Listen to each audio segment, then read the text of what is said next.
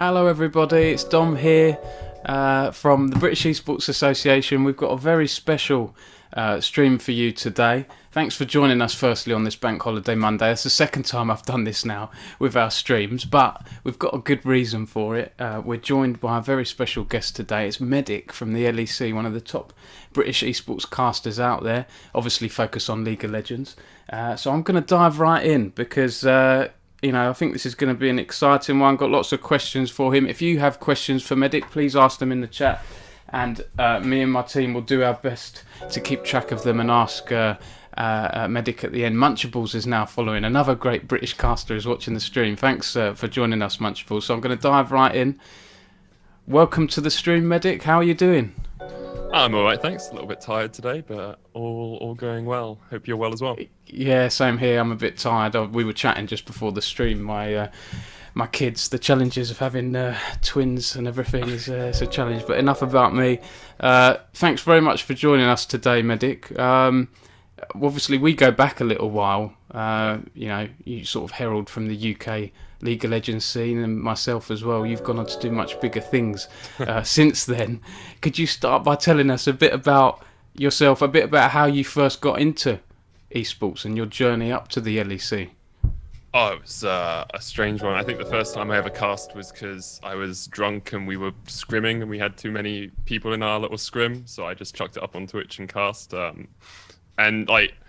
I ended up liking the sound of my own voice so much that I made a career of it. So it's been a bit of an interesting journey. After that, I applied to, there was a Reddit post from European Gaming League, which I don't know if they exist anymore, saying they were looking for casters, and started casting with Extraordinaire, who is a good friend and long-term co-caster.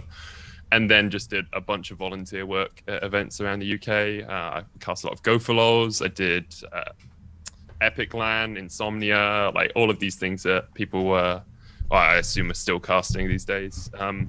And from there, I applied for a job with Quickshot, and he rejected me. And then I applied again, and he was like, "Okay, you can come along and do Challenger Series," and ended up doing the LEC from there. So it was a strange road. Probably about 7 years in total, and about 4 or 5 of consistently just doing volunteer work, and then a couple of years now doing casting as a full-time gig.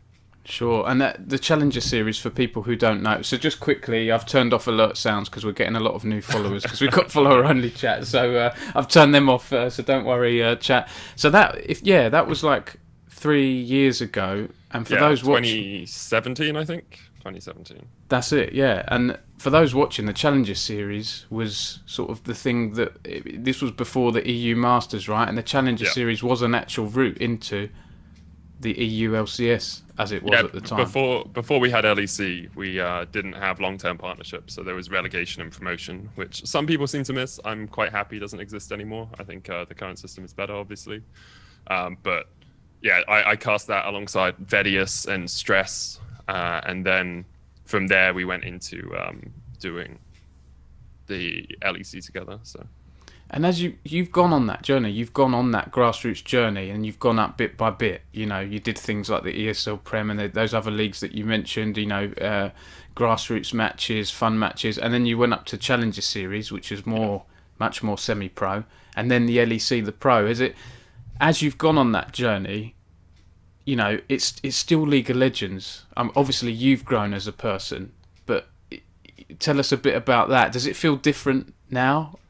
I think there is a difference between it. Like when you're casting an Insomnia game and you've been casting for 12 hours that day and you don't know the teams and you don't know anything about any of the players, it's very different to like casting the final of an LEC split or something. So there's definitely a big shift when you get up towards the more professional leagues, and part of it as well is, like as you say, the amount of prep that you put in. Like I can spend 20 to 30 hours prepping for one best of 5, and like that's just 2 teams and at most 5 games that you're trying to put the time into. So there is definitely a level up, and I think you expect that when you move from it being something you do for fun on the weekends to something you're like spending your entire week based around. So yeah, and you've brought us onto an important topic there for any caster, I think, Medic, and in a lot of fields as well, in esports and outside of esports, is the prep. And, you know, you really have to get things right, don't you? Because you know what the community's like. If you make one mistake, it can be I make lots of mistakes, so I seem to get away with it quite often. Well, yeah, this is another thing with casting, right? Is having that charisma, that personality as well. And if you can charm, I guess, the audience, then maybe they're a bit more forgiving. Yeah.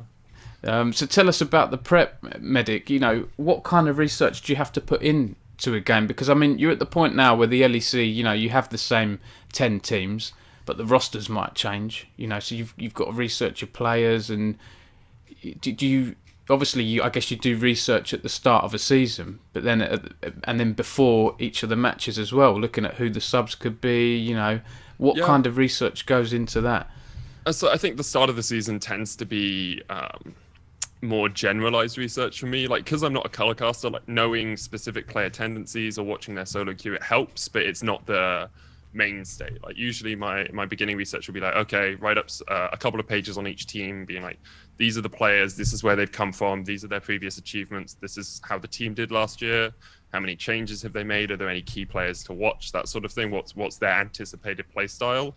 And then as the split goes on, you end up watching a lot of VODs.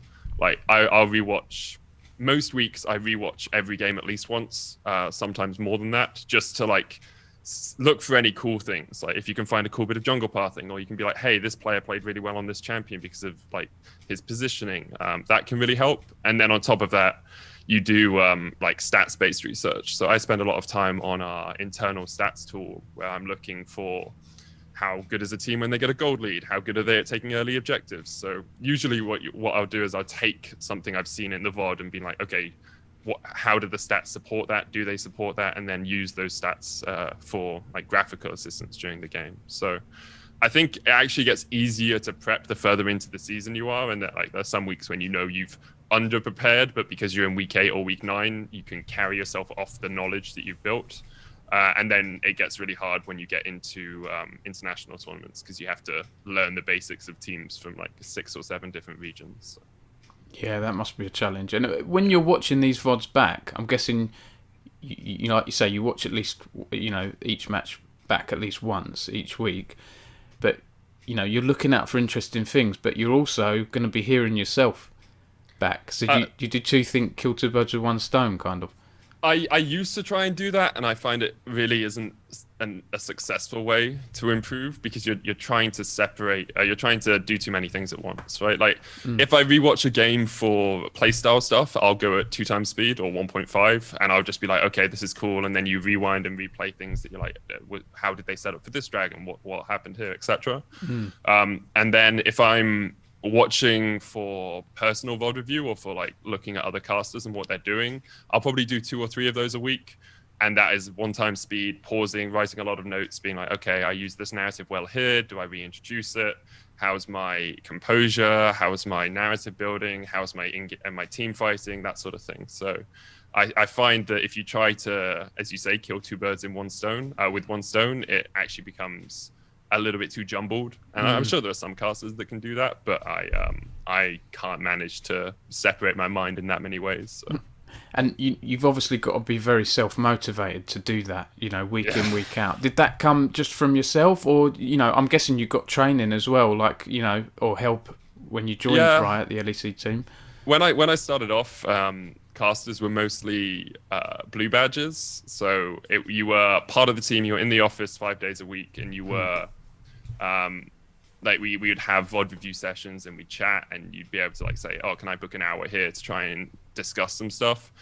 This year it's been a lot tougher. Like we've moved most of us over to freelance, and you don't get that same amount of time. Like I think I've had 1 meeting with Trevor this split about things he thinks I'm doing well in my cast, or looking at certain cast reviews. So it has had to be a lot more motivated by myself, and honestly I've had a bad split for it. I think my casting has got a little bit better, but I've struggled this year just generally in self-review and in motivating myself to do that. So I think it's part of the job that people overlook, where I'm very critical of myself, and I think all top tier casters are, because you kind of have to be to get to the top of any profession, and you have to be looking for like the 0.5% changes.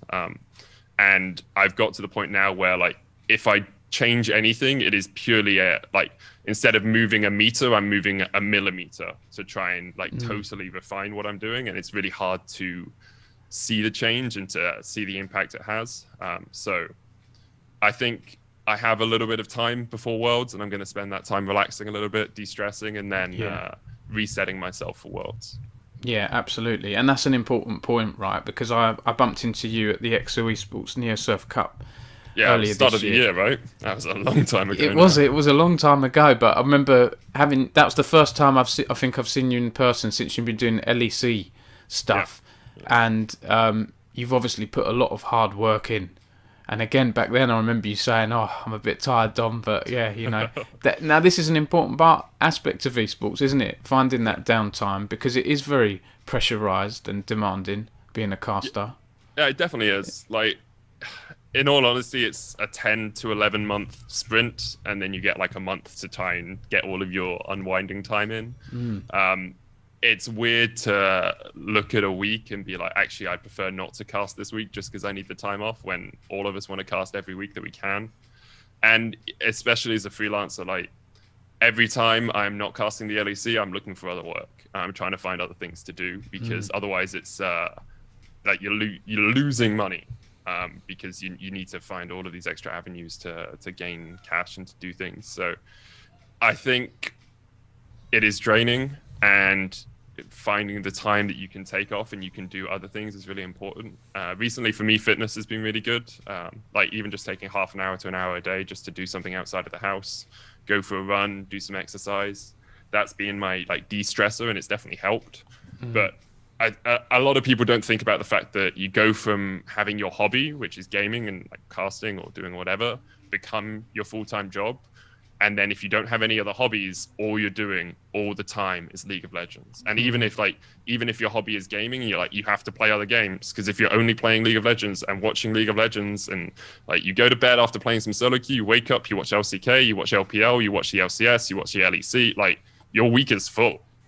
And you have to keep up on the patches, and you have to keep up on the teams, and you have to have enough segments planned for the weekend that you can do a good show, and then you have to prep, and you have to look at stat. Like, it is a huge job.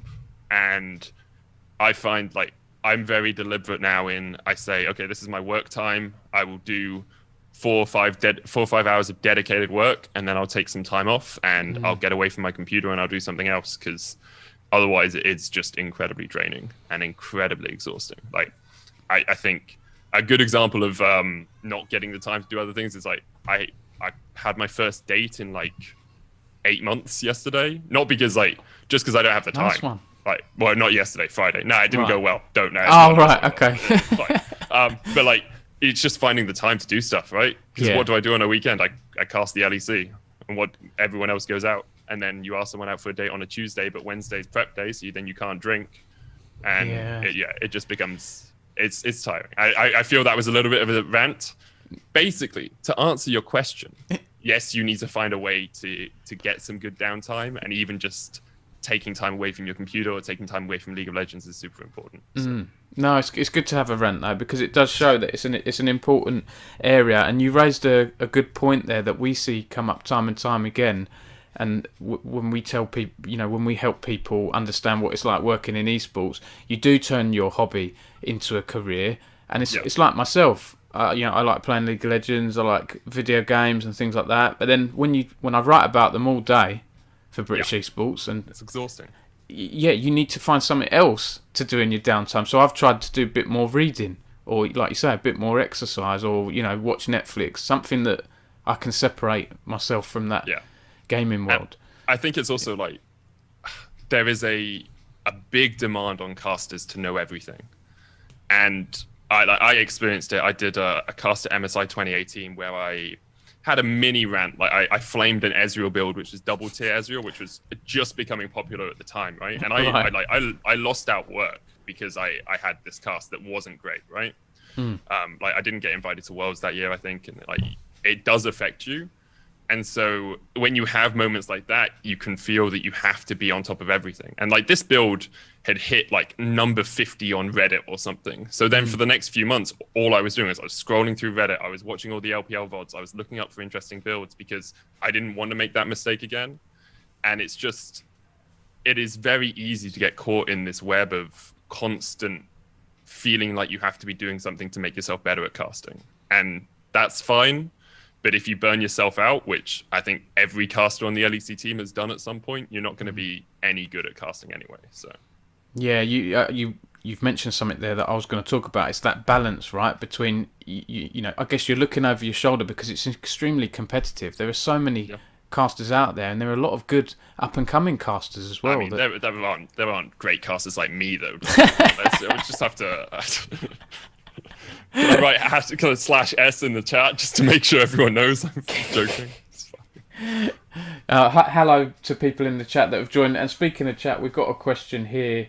Okay. Came in. God, the chat's moved. I've missed it. They asked about why did medics shift to being a freelancer from working at Riot, and that's one of my questions I've got as well. What are the differences between being freelance and full time and things like that? Because it's something for people to consider, right? Okay, so the shift was made because Riot told me I had to be a freelancer or I wasn't going to be employed by the LEC. Right. So that's a pretty easy question to answer. I think it is, I understand it from a business point of view, right? It makes so much more sense to hire casters for the days they work rather than hiring us in the off season, etc. Because I do no work for the work I do is very fluffy in November and December. It's personal improvement, it's rewatching some VODs, it's big picture thinking about how do I develop as a caster, how do I develop my social brand, etc., right? It's not casting. And so they pushed most of us to freelance. There's a few people who are still red badges. I think mostly because getting someone not to be a red badge is quite hard. Riot's internal contract structure makes it quite hard to change people from full-time rioters to anything else. Right. But I don't know the ins and outs of that decision-making process. So all I can say is there's a few of us who are freelancers and there's a few of us who are red badges, which is full-time rioters. Yeah. Go on, sorry. Yeah, sorry, yeah. The difference between freelancing and being a full-time employee is night and day. As I said, I was in the office 5 days a week. We were working. We were all together a lot of the time. And so the small things that can really influence a cast, like talking about a build together or chatting about players, finding out people's mindsets, those really don't happen to the same degree anymore. You have to organize an extra meeting on a day, but then people are busy and it's you can't just sit next to each other and have a chat over lunch, right? Or you're not watching an LCK game together. Instead you're all in your own rooms and maybe you're on Discord. And then there's the added weight of there's a weird German law which is meant to protect employees, where you have to make at least 20% of your income outside of a specific company if you're freelance, because the idea is, well, if you get all of your income from a specific company, they should be full-time hiring you, and they should pay all of the taxes, etc., that comes alongside that. So it's an employee protection law, but it means that with me having the LEC as my main job, I now have to find 20% of my income outside of that to make sure that I can legally be employed by the LEC. So there are all of these little checks and balances that you don't think about. And taxation and health insurance and all of this stuff. Like, I had to pay VAT. Like, what? Why am I paying value added tax? What value am I adding? Like, it's super strange. But I would much prefer to be a full-time employee. Freelancing does give you a lot of opportunities to do other stuff, but the stress it causes is just unreal in my mind. So I would much prefer to be full-time. And you have to learn that as you go. I've said that to people as well. Like, when I graduated from university, I put my hands up. You know, my tax knowledge wasn't that great. You know, and I had to seek help and seek an accountant when I started doing a bit of freelance stuff. And with yourself, Medic, have you, you know, there's a lot of casters out there that have agents. You know, they use agencies to get them work. Do you do that, or do you do all the tax and all the business stuff yourself? It's all in German, so I would struggle a lot to do my tax stuff. Now, I have an accountant that I was able to get this year, and I have an agent. I'm part of CSA. But so I still find work for myself, and then if I say, hey, I'm doing this event, the agent doesn't take any cut because I found the work myself, but I've also got work through my agent. So it definitely makes things easier. I would warn against doing it early doors, just because I think a lot of agencies are very willing to pick up new talent and then just take their cut and don't really push for them. But when you've developed and when you've like found yourself a niche in a scene, that's when I think getting an agent can be really helpful. Yeah, cool. Okay, and with a few people in the chat as well, we spoke about up-and-coming casters. Viperin said, one day I will be an up-and-coming caster. You are, Will. I would say you are. You're doing a lot of good grassroots stuff. Tato said, I remember meeting Medic in circa 2013 at a Null event in Leicester. I think it was Oxford Uni versus Manchester, maybe. It was him and Ex-Scoundrel. So proud of the progress he's made. And, you know, the Null is a great, you know, starting grounds, isn't it? Proving grounds for casting talent. It definitely is. Like, finding any event like that and putting work into it and working out, like, as I said earlier, the changes you make as a first year caster compared to like a 5th or 6th year caster is so drastically different. Like, I don't listen back to my first cast, but when I did a few years ago, it's like there's so many obvious things I can improve and so many obvious things I can get better at, and I kind of missed the days when it was that obvious what I needed to do to be good. Whereas now it's like it's the minutia that I'm changing. So cool. Okay, I'm going to try and answer as many questions from the chat as possible. Okay. We've got one from Double Take here. Question for both of you: do you think we will ever get a clear grassroots to LEC level career path for young players coming from the UK and Europe? I mean, we kind of do, don't we? Like we were saying, the university level. EU Masters. Yeah, if you're talking about players, I think it's pretty obvious. Like you get onto an NLC Academy team, then you get into I think it's called NLC Academy. I don't know what their secondary league is called, but the secondary league. Oh, the Telia Masters, isn't it? I think that's. Yeah, I think it's Telia Masters. Then you get into an NLC team, then you do well at EU Masters. Like, look at EU Masters talent in the LEC at the moment. Humanoid, Nemesis. There's a lot more, and I'm not able to get the names off the top of my head. Self-made, Inspired, Finn, Larson, like all of these guys. I was just going to say Larson because he came from the UK scene, Eminem Gaming and so on. Who was it, sorry? Eminem Gaming and I think a couple of others. He did. Because I can remember thinking their logo is orange and his hair is orange. That was the connection I made at the time.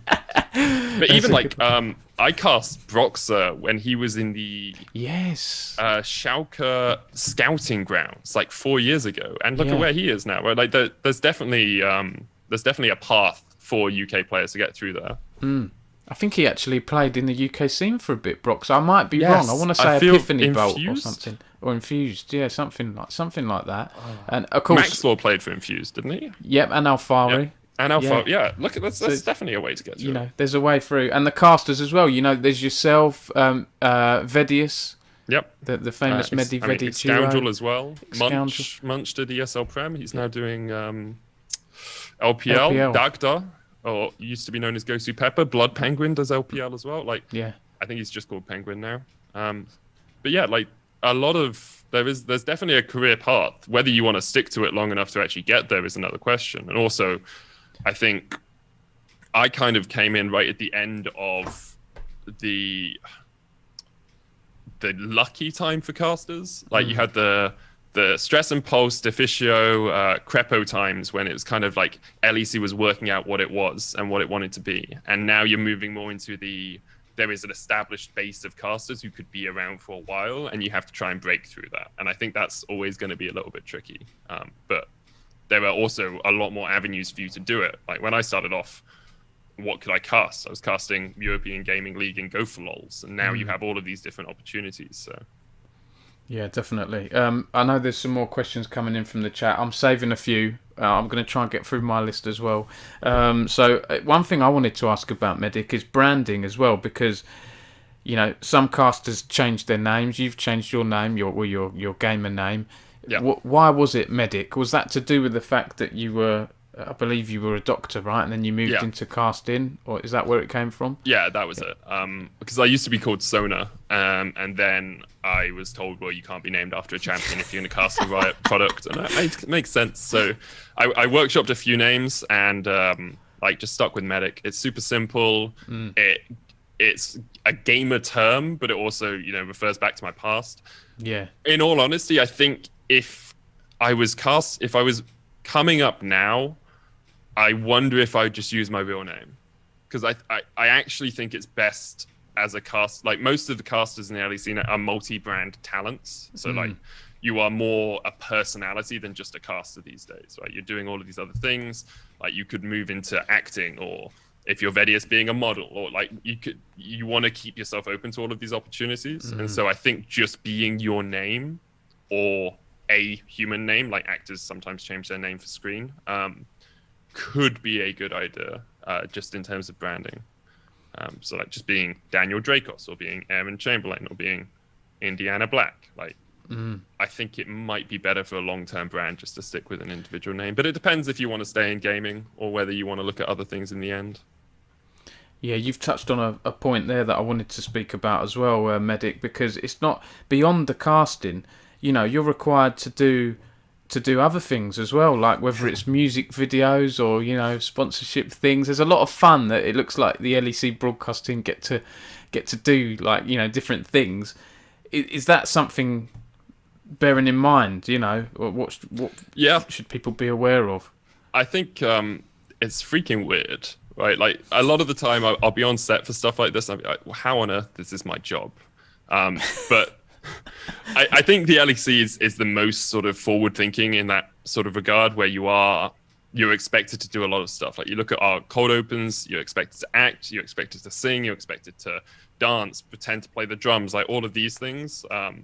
And so being willing to try is the most important thing. I've always been quite self-conscious when it comes to stuff like that, and only recently have I actually been pushing myself to just put my all into it. Like that's what Vedius is so good at doing. Like he's so good at committing, and you need to be willing to put yourself out there, even if you are scared and if you're nervous and if you don't think you can pretend to play the drums, you don't think you can sing. You just gotta try, because the more you show that you are dedicating yourself completely to a product, the more likely you are to get more people saying, hey, can you come do this product for us? Can you come do that product for us?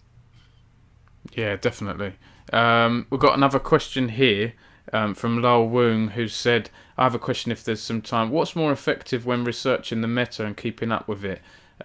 VOD review, a very competitive best BO3 from a league, for example, or watch all leagues that day but don't go into detail on any of them? So that's kind of being like a jack of all trades, or master. I think if you're only looking at meta, I think you want a general overview, because you're not looking for like specific. If you want to know why the LCK meta is the way it is, then looking at best of threes and watching for those analytical points is really good. But if you just want a general, what's the meta like in LCK, what's the meta like in LPL, then you just want to watch as many games as possible. I mean, you can even look at highlights and such just for meta. So we had the Nidalee Graves matchup in Rogue versus Mad Lions, and because I just, I had LPL on my second screen while I was doing some prep. I was like, oh, well, this is an LPL matchup. This is how it plays out. This is what the caster said. I can use some of that for information here. So if you're just looking at general meta, you want an overview of everything. Yeah. Okay. Cool. Moving on. So we spoke about the early days of the UK and things like that. Yeah, that's something I was going to ask. So as you was called Sona before, do you have any memories of casting matches where there was a Sona in there? And was that funny or weird to I mean, cast? I think everything was funny in the early days of casting. Like we talked about skin wars for like 20 minutes in cast sometimes. I had KFC on a broadcast, like talked about Brexit. Like there was a lot more freedom in the UK cast than there is now. And like I still get to have a lot of fun, but it's more controlled fun and more you acknowledge that the fun you have on a big broadcast is fun that has to entertain everyone else. Whereas on smaller broadcasts, you can have fun and entertain the 50, 100, 1,000 people in the chat quite easily without having to think about, I think we had 698,000 people or something watching the other day. Was it 898? We had a lot of people watching the LEC the other day. That's all together, is it? That's with Twitch and the website and things like that. It will include all of the foreign language streams as well, but I'm pretty sure it was the Fnatic G2 Game 5 was the largest non-finals audience the LEC has ever had. And what a game that was as well. Crazy. I caught snippets of that, and I have to say, the LEC, I'm not just saying this because you're on here, but I think the production quality and this season in particular has been so open.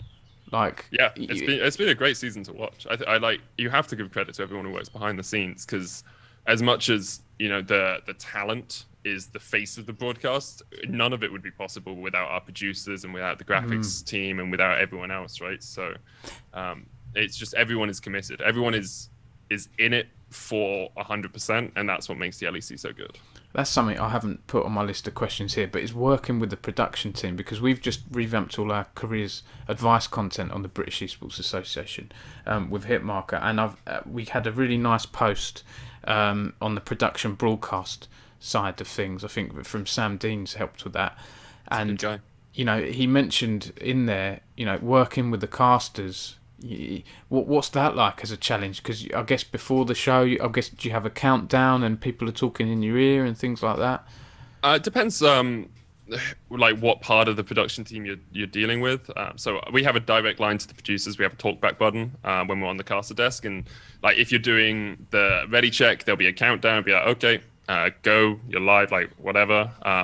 It's kind of become second nature. You're just used to, like, you look at the countdown, you hear it in your ear, it's like off you go.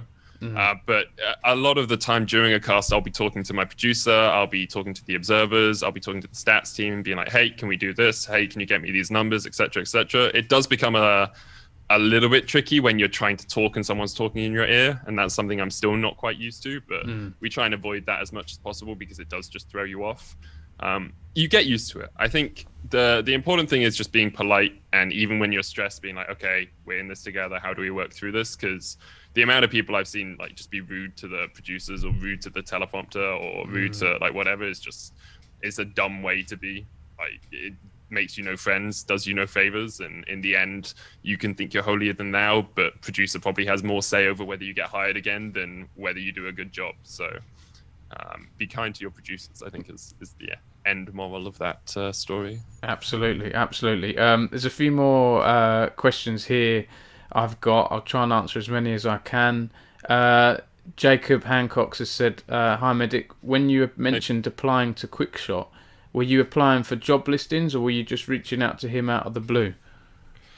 There were job listings at the time. riotgames.com/careers, I think, is the job listing site. So I applied for one of those. They were looking for a shoutcaster. After that, he and I kept in contact for a while after he rejected me. And I was just like, hey, mate, going into full-time casting, any chance I could be on the LEC? He was like, okay, send me a VOD. I sent him a VOD. He was like, you need to work on these things, and just developed it from there. But my initial application was through job listings. I think now, like, if I was trying to get into the LEC now, my main goal would be to get into a regional league and do really well in a regional league in English. And that would be like, then do well on EU Masters. And as we said, that's kind of the progression plan for players, but also for talent. Like, the LEC is at a point where I don't think it would just natively pick someone up out of the blue. I think you would have to have proven yourself to have the pedigree to work on some of these broadcasts. Yeah, sure. Swag Buckler has asked a question for Medic. Did you try going pro? So Bucky is part of my Discord and watches me when I stream. Okay. And I'm pretty sure he knows I didn't go pro. I'm not a good player. But you've got to, as a caster, right? There are some applications, some job listings I see where it says, you must be at this elo. Yeah, I mean, most of the casters are pretty high elo. Like Ender's high diamond, I'm low diamond, Vedi's low diamond. But I think for color casters, usually that idea of if you're good at the game, then you have better analysis kind of sticks. And that's why you see a lot of, ex-pros becoming color casters. But for play-by-plays, like, you don't have to be great at the game. You just have to know what's going on. And you being knowledgeable is important, but I'm not sure that rank proves knowledge. I think there used to be a thing where you had to be plat or above to be a caster, but I'm not 100% sure that's true. And right now, like, if someone came to me and was like, here's a VOD of me casting, but I'm only bronze, I was like, I don't care about what your elo is. I care about what the cast sounds like. Yeah, 100%. And speaking of, you're in diamond, what do you play on the solo queue ladder these days or this season, Medic? Who's your go-to champions? So I actually demoted to plat because I haven't played in a while. I've been a bit burnt out on League, but I've been playing Leona and Nautilus mostly. I think I'm a support main, so right. I think they're just really strong supports. I think they're just really good for solo queue because they have reliable engage, they're tanky, and you can do what you want on them. Also, they can solo AD carries, which is a great experience as a support. So highly recommend them both. Nice. Okay. More questions here. We've got Soulfree has said, I've got a degree and experience in the TV industry, currently volunteering by directing Overwatch tournaments. What would you recommend the next step to employment is? I've applied to about 40 jobs in the last 2 months. I'm getting nowhere. Cheers. That must be a challenge, right? Yeah, that's a really tough one. It's hard because in the end, if people aren't hiring, then they're not hiring, right? And I know it sounds bad, but right now, especially with Corona, I expect there to be less people looking for expansion and for producers or for even directors. So all I can really say is stick in there. I would try and find, I'd try and build up a portfolio of like good clips of your work or things you've been on that you can show to people. I know people do show reels. I've never made one myself, but especially if you're directing or producing, I think a show reel makes a lot of sense. And then just keep applying. Like I would definitely stay on the volunteering, doing other stuff on the side type end of things right now. I wouldn't try and dive all into it, but my expectation is coming into next year is hopefully the pandemic starts to die down. We'll see a lot more job opportunities open up again. I think Hitmarker does jobs, right? Yeah, 100%. Go to the Hitmarker website. And if you're, because if there's more live events, there might be more opportunities as well. Because we're really missing in the UK and around the world things like Insomnia, different tournaments, live events. I think everything will get a lift once this is over, once there's a vaccine or whatever. So that's something to bear in mind as well. It's unusual for employers. It's been a really weird year. It's been such a weird year for esports in general. And I think we got very fortunate on the LEC that we could still run it. Like I have a whole second PC set up that is hot wired into the LEC. So wow. Yeah, it's been a hassle, but I'm glad we were able to do things. But that you mentioned earlier, Medic, about some software you use for tracking stats and things. Is that bespoke for Riot? That sounds quite interesting. I'm not sure I'm allowed to talk about internal Riot tools, I'm afraid. Sorry. I guess the point is... It's one of those, we have... So we used to do everything in Excel documents, and we now have software. And the Excel documents are still great because they're a little bit more customizable, but the software is cool. Yeah. I don't think all of the casters use it. In fact, I'm pretty sure I use it more than anyone else, but I really love those sorts of tools. If you want good league stats, though, Game of Legends is really good. GOL.gg and lol.gamepedia.com were my go-to before I started using the internal tools. Right, yeah. Gamepedia is very useful, I can say, as a journalist as well, tracking players and where they've played and things like that. So shout out to the people that work there as well. One thing I really wanted to ask, Medic, about yourself in particular is...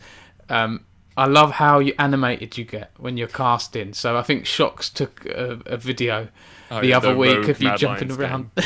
Yeah, and I've seen you obviously in person at events and things like that. And you know, when you get into a specific moment, you might sort of jump up and, you know, hit the desk or whatever else. And I've noticed that voice actors do that as well, you know, when they, especially like, you know, Disney films, animated films, a voice actor really gets into it and they're just sort of getting all animated and things like that.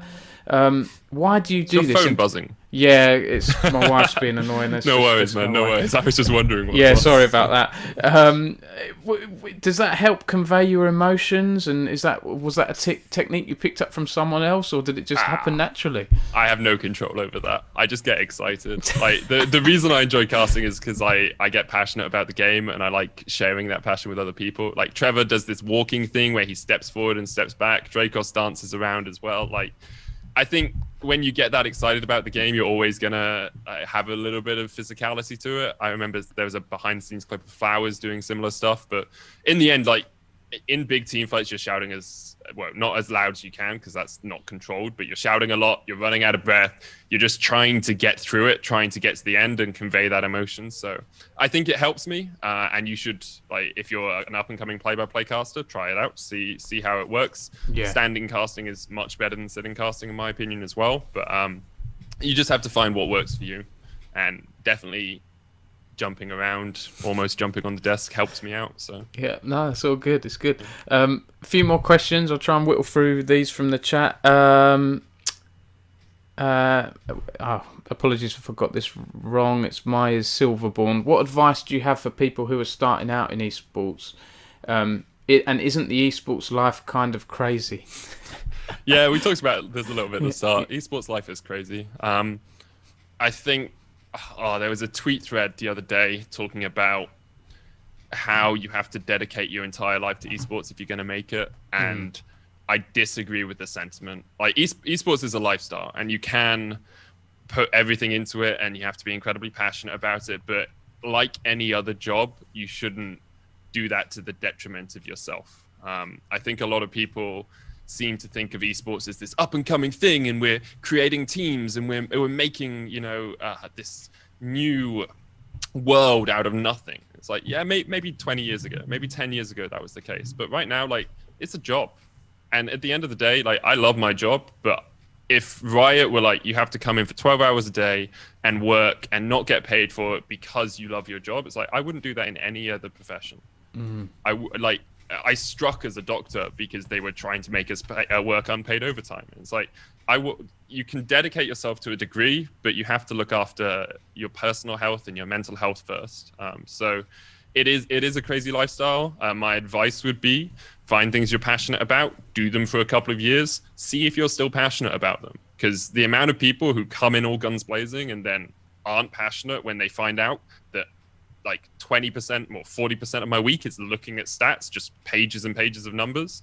People, like, you have to make sure you actually enjoy the job and not just the idea of the job. So yeah, no, that's a great answer, and I think you've answered a few other questions that were in the chat at the same time as well. In terms of, you've mentioned this a bit briefly already, Medic, how can someone get into casting? Maybe you could give like 3 tips, or get into casting or improving as a caster. So getting into casting, you just do a lot of casting. Like whether it's your friends in scrims, whether while you're playing you cast over an ARAM, whether you just spend some time memorizing a lot of champion names. Like I used to do, can't remember what the site's, Sporkle, are they the online quiz site, something like that? I used to just do their quizzes, and it's like all of the League of Legends champion Q names, and you type them out and you try and remember them, and you forget Vigors because you always forget Vigors, and it's Baleful Strike, which is the worst ability name in the actually no, second worst ability name in the game. There's 3 really bad ability names. There's Baleful Strike, which makes no sense. There's Vision of Empire, because it should be Vision of the Empire. And is that Azir? No, that's Swain W. Oh, and there's Supreme Display of Talent, because people get really mad at you as a caster when you say he uses the Supreme Display of Talent, or that's a Supreme Display of Talent. They're like, it wasn't actually that good. It's like, that's the ability name. All I'm doing is, anyway, that's Kiana. And then there's Nami Tidal Wave, which should be called the Tsunami, and there's the Thresh, the box from Thresh, which should be called the Threshold, but that's enough. Okay, that's what I'm going to say. Um, yeah, so to get into casting, you just have to cast a lot, and maybe you find little things to cast. The biggest thing I will say about improvement is your first 100 casts or so, you can just go in and do the reps, right? Just try it out, see what it's like, learn from the last one, but you don't have to do like dedicated VOD review. And then after that, you should go into each game with a goal. And it doesn't matter if everything else is awful as long as you hit your goal. So like I'd go into a cast and be like, okay, my goal this cast is to have tone variation in my team fights. It's like, did I say anything about the players? Nah, not really. Did I comment on items? No. Did I talk about the goal? No. But in the team fights, I had some really good tone variation. It's like, cool, good job, you hit your goal.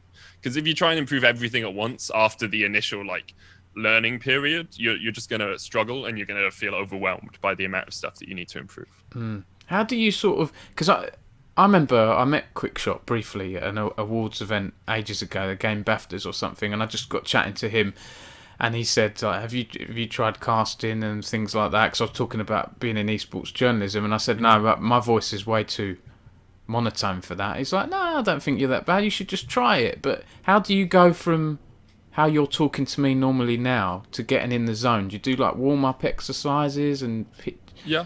You see, I have a bunch of vocal warm-ups. I have this poem. I can't remember what it's called, but it's like, do you remember an inn, Miranda? Do you remember an inn? And the telling and the spreading of a straw for belling, the fleas that tease and the high Pyrenees and the wine that tastes of a tart. Like, you memorize some of these and you practice them. And then there's like, you move your mouth around and you massage your jaw and you put your tongue over your teeth. And then I use the Rap God bit of Rap God by Eminem, the Sama Lama Duma Lama, you assuming I'm a human, that bit. I do that at increasing speed as well. It's just about getting your tongue warm and your mouth warm, because it sounds weird, but your tongue does get tired in games. And I can always tell it's happening for me because I have more sibilance, I think it is. It's my S's become elongated and my R's become more like W's when I'm tired, or when my tongue is tired. So making sure you're doing warm-up exercises is really important, and also getting in the zone. I listen to nice music.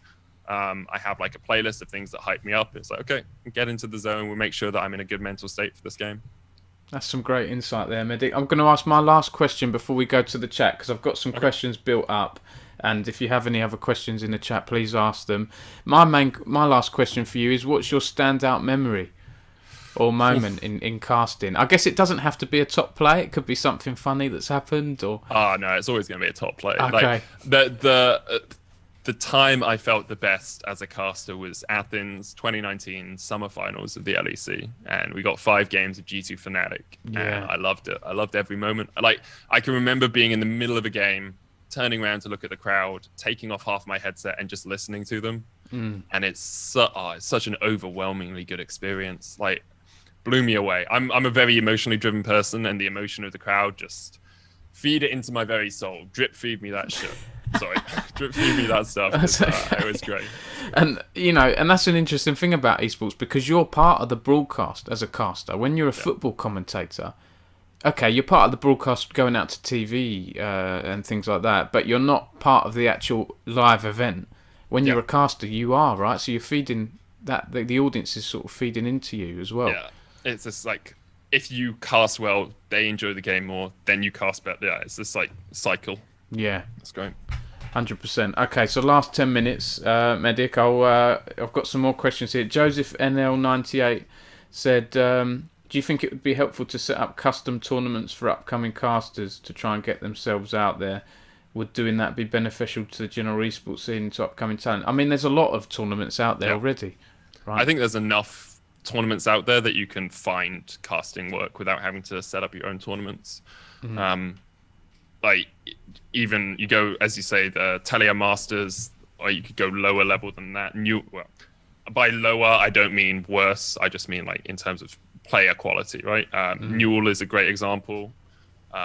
There's so much stuff around that you can definitely find some more organized esports events to cast. And if you can't, then set up some customs. Get 10 of your mates, cast the game.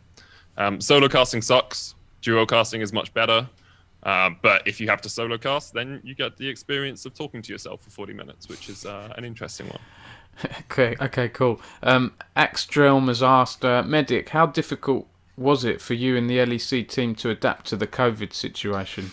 Oh, goodness. There were definitely a lot of technical hiccups, and I think you saw it on the stream.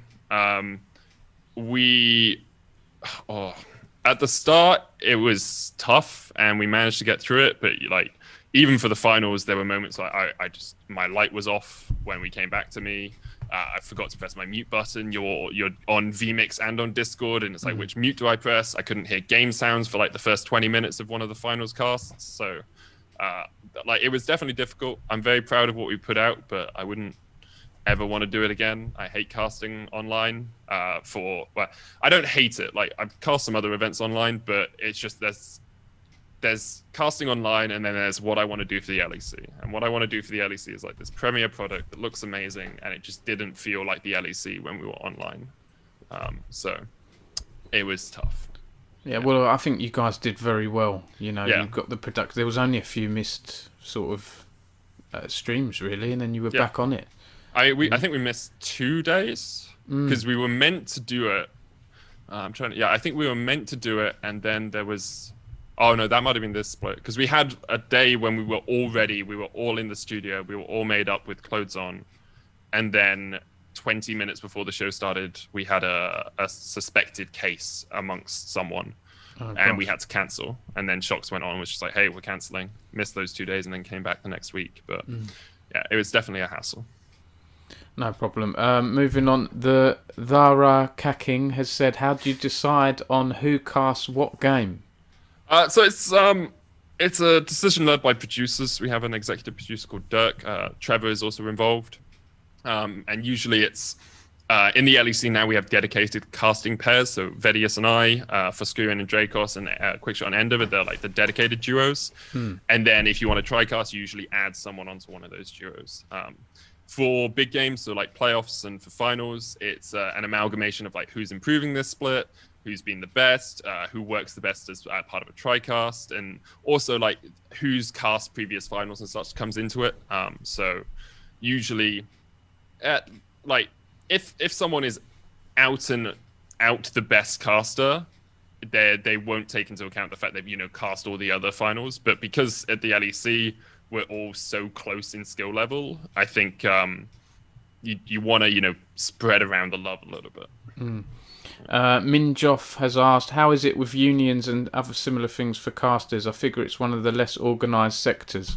Yeah, there's no caster unions as far as I know. That we have had discussions about whether setting one up would be good or not, but it's very early days for anything like that. Unions, I don't think there is a bigger thing in Europe as they are in the States. I know like unionizing in the States is huge, but in Europe, it's less. Oh wait, no. In casters is non-existent. I don't know about producers and such, I'm afraid. It's a developing area, isn't it? I guess Yeah. esports is still very young. Lol Woong has said, "Can I, by the way, just say I respect Medic a lot, and I'm very proud of what he has achieved. It's important to tell people that they're doing great, and Medic is doing great. Much love." Thanks very much, man. It's kind of you. Okay, so last few questions then. Double Taker said, "Hi, I've heard an industry employer say to succeed in being a great candidate for esports jobs, you need two of three of these: passion, skills, and experience. I feel like I personally have 1.5 of these, depending on the role. But do you agree with that sentiment?" Passion, skills, and experience. Yeah, probably. I think you could say that about anything, though. Like, to succeed in any job, you need passion, skills, and experience, right? To be a good doctor, you need passion, skills, and experience, right? So I think it's a generally good way to look at something. Like, if you're not experienced, can you be skilled, right? Can you learn a skill that will help you in whatever sector you're looking at? If you're not passionate, firstly, do you want to get into esports? As we've talked about, it's quite breakneck. You kind of have to be all in. But then you can like be skilled and experienced. You can do the job, right? I mean, I've worked with plenty of people who come from TV or something, and it is just a job to them, and they have the skills and experience. It's like, cool. As long as you can put on a good product, doesn't matter if you care about what you're watching. Like, I had a producer the other day who didn't have any idea what League of Legends was. It's like, cool.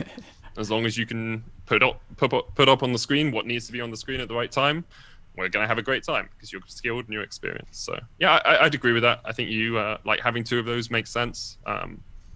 So I think it's fine. Cool. Okay, so last question, and I'll do one last one to end as well. Well, we've got two comments here. Chuggo has said, I watch the LEC every week, and Medic is one of my favourite casters. I hope he doesn't get too hard on himself. He's very good at it. So that's another compliment. It's stroking your ego here. Medic. I've been hard on myself this year. I don't think I've improved as much as I'd like to improve. So it's always nice to hear, but I'm always going to be my own worst critic. So I appreciate it though, Chuggo. Sure, okay. And then from Joseph NL98, maybe a weird question, but do you have time to have a proper meal in between LEC matches, or do you guys have to eat before the cast? So we have a lunch usually around 2:30, 3 o'clock onwards. You show up for the show about 2:30 on Fridays, 1:30 on Saturdays and Sundays. You have lunch, get changed, and then about 7 o'clock usually there's like a snacky dinner, so like a soup or hot dogs or something like that. So I will go and grab something. If I'm tired or if I don't have that much time, I'll get it brought to the caster desk. And I have eaten during a cast before on the LEC. You guys probably don't notice. You take a bite, just do this symbol, be like, hey, Vedi, keep talking for a minute. I'm chewing on this sausage. I'm eating this soup. And then you just go back into it. So you can definitely snack. No problem. Just lastly from me, Medic, or last couple of bits from me. Thanks, chat, for all your questions and your support. You mentioned you've been hard on yourself this season or this year.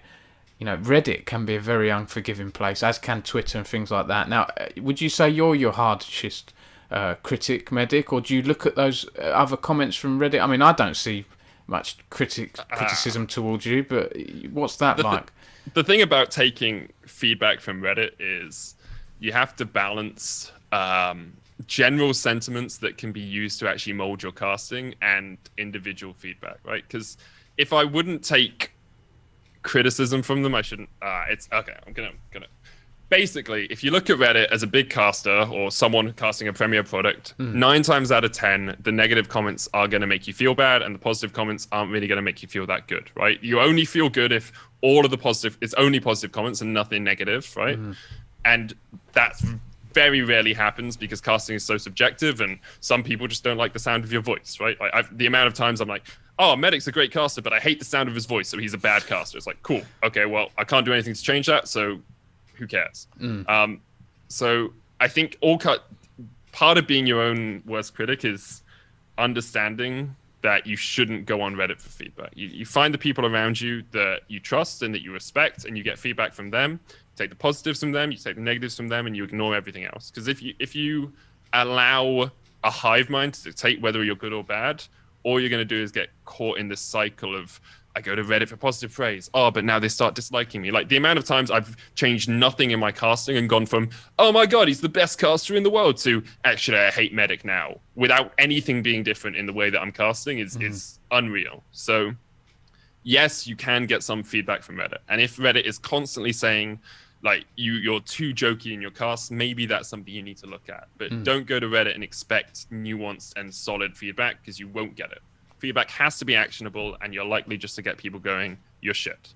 So, well, that's a great answer. Yeah. Thanks.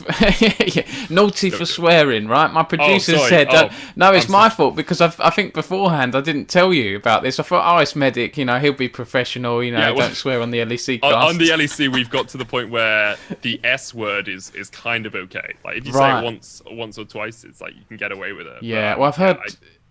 Sorry, go on. No. Obviously, you avoid any of the bad swores. Yeah, well, I hear some casters sometimes, like Scoundrel, he likes saying the word bloody, bloody so hell, bloody is fine, according to the LEC. Right. As long as it's used in, this has been a bloody game. Yeah. Right? If you say anything else, then it's, weird. But Medic, thank you so much for your time. No worries at all, it's been a pleasure. I'm wondering if you could give a last few words of encouragement, because we've got our season coming up for our British Esports Championships for schools and colleges. So there'll be schools and colleges around the country watching. Also, our volunteer team, we're going to have casters and hosts and things like that. Do you have any words of encouragement for those guys? Just enjoy what you're doing. Like, it's so easy to get caught up in the moment and be like, oh, I have to work this day, or I have to do all these extra hours. And it's like, in the end, we talk about video games, we work on video games, we play video games, and you got to have fun. You got to enjoy yourself, because if you can't find fun in video games right now, then what are you doing? Like, it's such a blessing to be able to do this sort of thing, and it's such a joy to be able to share your passion and share your enjoyment of something with the world. So just go out there and have fun, guys. It's going to be great. On that note, a great way to end it. Thanks again, Medic. I do appreciate your time. I know you're super busy, but I'm sure you've inspired a lot of people watching this stream. And we had a homepage promotion as well, so that was quite nice on the Twitch UK. So thanks to Twitch as well. Medic, thanks once again. Thank you very much for having me. Good luck in the rest of the LEC and beyond. Worlds. Yeah, Worlds. I'm looking forward. Are you confirmed for that or? Not yet. Right. I wouldn't be able to say anything even if I was. So. That's okay. Okay. Well, good luck either way, and stay in touch. And thanks once again. Have a great one, everyone. Cheers. Bye.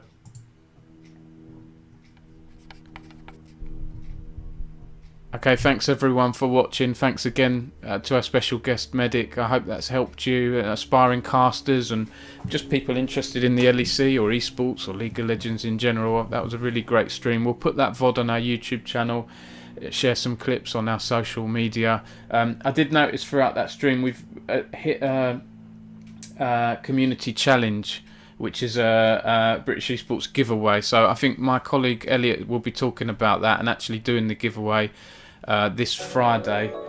So do check out that stream at 4 PM. And then this Wednesday, we've got a cool stream coming up about our upcoming British Esports Championships. So I think we're going to be announcing some bits and pieces around the launch of that as well. So please do check that out. Medic's now following the stream. Thanks, Medic. Oh, it's because I'm on a different stream here, so all the alerts are coming through. But thanks again for watching, everyone. I'm glad the chat seems very positive.